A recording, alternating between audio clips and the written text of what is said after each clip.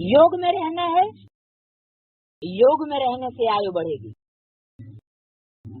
तो हम बाप से वर्षा लेंगे, देह अभिमानी की आयु बढ़ नहीं सकती, उनका देह से प्यार हो जाता है।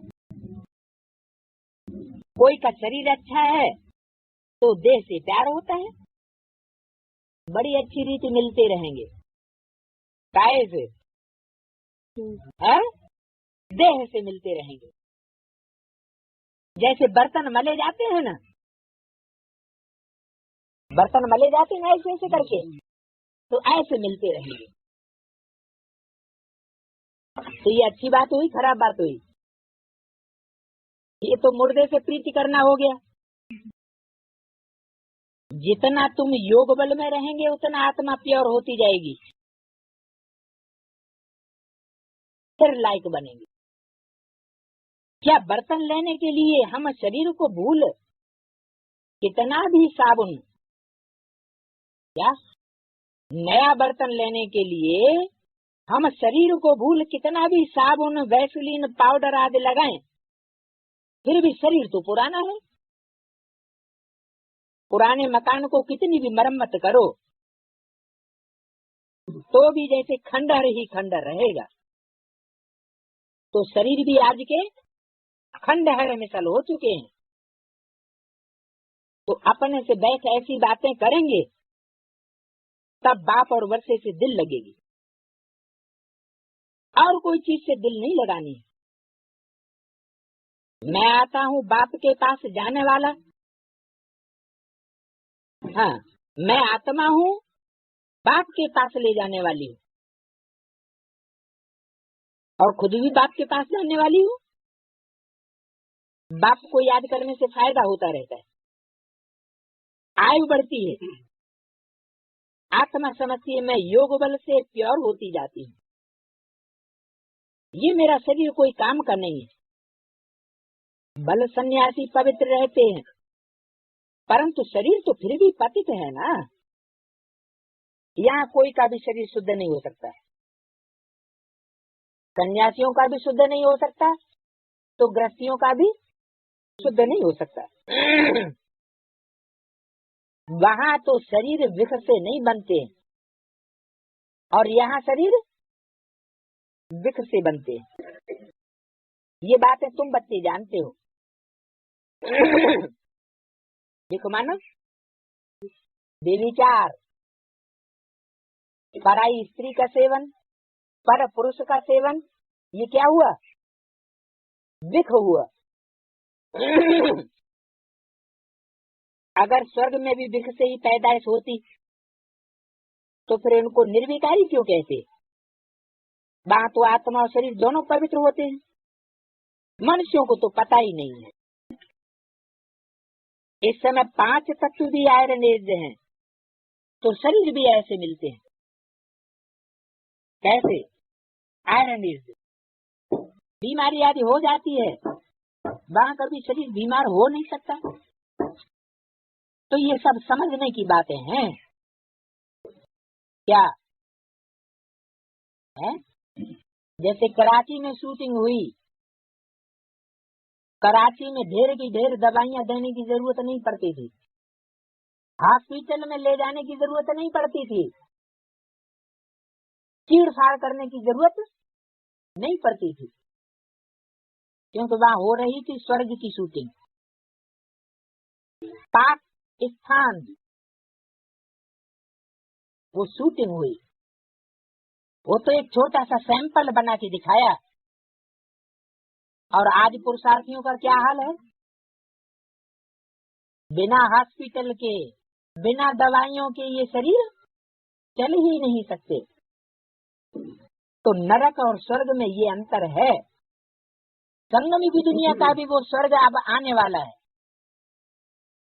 जो आदि में हुआ सो सब अंत में विस्तार रूप में होने वाला है। तो वहाँ स्वर्ग में कभी शरीर बीमार हो नहीं सकता, वहाँ तुम्हारे शरीर भी नहीं बनते, तत्व प्रधान प्रकृति बन जाती है। वहाँ ये दवाइयाँ आदि कुछ नहीं होती, शरीर चमकता हुआ रहता है।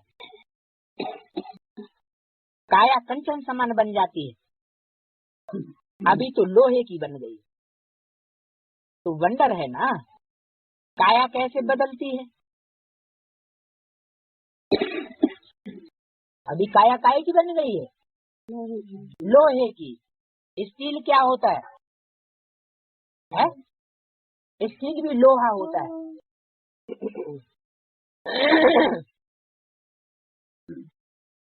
स्टील को तेज अग्नि में डाल दो तो क्या हो जाएगा? काला हो जाएगा।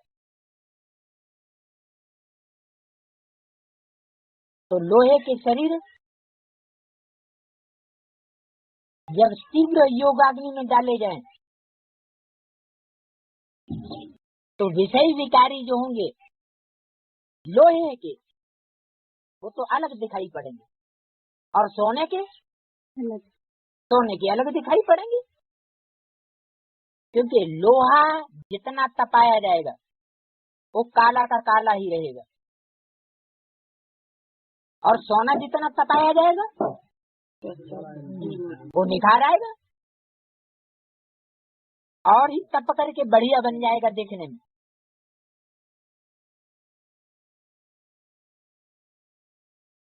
अभी तो लोहे की काया है, तो ये काया कैसे बदलती है? कोई पालिश तो नहीं की जाती है। जैसे आज की दुनिया में लोहे में पालिश हो जाती है तो स्टील बन जाता है, चांदी जैसा देखने में आता है बर्तन। काया तो एकदम जाएगी, उसको गोल्डन एज कहा जाता है। सोने के शरीर तो नहीं होते हैं। नाम है ना, लक्ष्मी नारायण को पारसनाथ पारसनाथ नहीं कहते, क्या पारस पत्थर क्यों कहते हैं? कि जो उनके संसर्ग संपर्क में आए वही चेंज हो जाए। ऐसे नहीं हो सकता कि जो लक्ष्मी नारायण इस संसार में बन करके प्रत्यक्ष होंगे, गुप्त की बात नहीं, प्रत्यक्ष होने की बात है। तो प्रत्यक्ष होने के बाद कोई उनके संसर्ग संपर्क में पहुंचे और चेंज न हो, ये नहीं हो सकता। उन्हों के शरीर देखो कितने सतो प्रधान हैं, कितना खींचते हैं, उन्हों की कितनी महिमा है। अभी तो ये 5 तत्व भी तमो प्रधान है। विख से शरीर पैदा होते हैं और वहाँ होती है योग बल की बात। कहाँ? सत्युग में।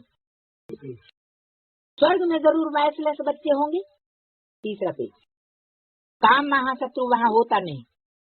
बाप कहते हैं ये काम तुमको आदि मध्य अंत दुख देने वाला है। उनको कहा जाता है संपूर्ण निर्विकारी दुनिया, और इसको संपूर्ण विकारी दुनिया कहा जाता है। तो हर एक के अंदर ये 5 भूत हैं। 5 भूतों पर विजय तब पाते हैं जब सर्वशक्तिवान से शक्ति का वर्षा मिलता है।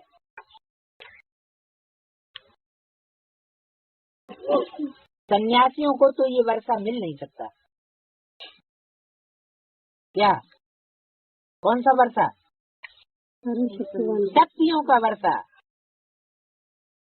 तुम सर्वशक्तिवान बाप से योग लगाते हो, जिस योग बल से तुम विश्व के मालिक बनते हो, तो तुम हो इनकाग्नितो शिव शक्ति सेना।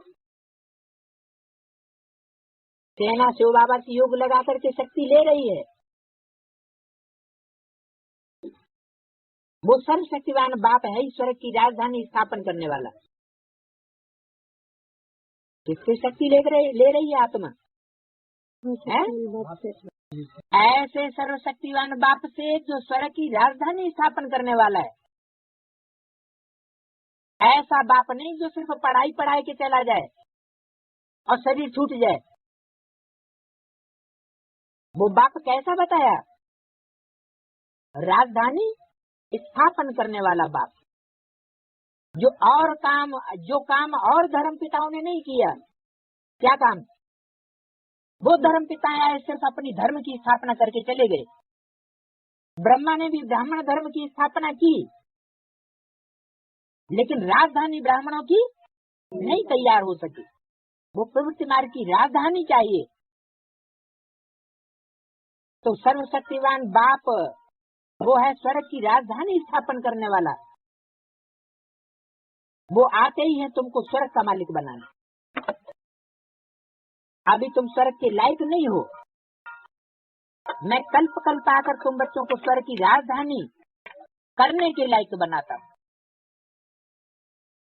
अभी तुम हो नरक के मालिक, कल होंगे स्वर्ग के मालिक, और अभी हो नरक के मालिक। स्वर्ग का वास्तव में कोई को पता ही नहीं है। कहते हैं जिनके पास धन दौलत बहुत है उनके लिए तो यहाँ ही स्वर्ग है।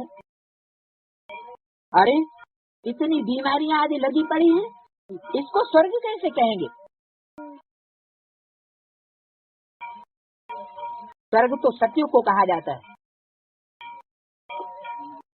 ब्राह्मणों की दुनिया में भी ये गलत फहमी चल रही है। उनसे पूछो कि तुम्हारा भगवान बाप जिसको तुम ब्रह्मा का रूप देते हो वो क्या करके गया? क्या स्वर्ग स्थापन करके गया? तो कहेंगे चलो माउंट आबू, देखो हमारा सुख धाम, देखो हमारा शांति धाम। तो वो नमूना दिखाई देंगे। अब ऐसे नमूने तो उस दुनिया में भी बनाए हैं। अजमेर में स्वर्ग का मॉडल बनाया हुआ है, तो उसको कोई असली स्वर्ग नहीं कहा जाता। असली स्वर्ग जहाँ होगा वहाँ कोई भी प्रकार की बीमारी हो नहीं सकती। आत्मा की भी बीमारी नहीं होगी जो माया का प्रकोप हो। निश्चय बुद्धि विजयंती की स्टेज में होंगे और शरीर की भी बीमारी नहीं होगी।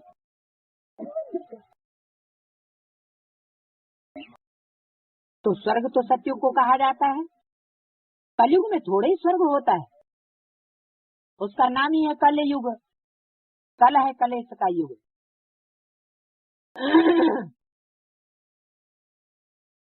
बाप ने समझाया ये है भिखारी दुनिया। हर एक नारी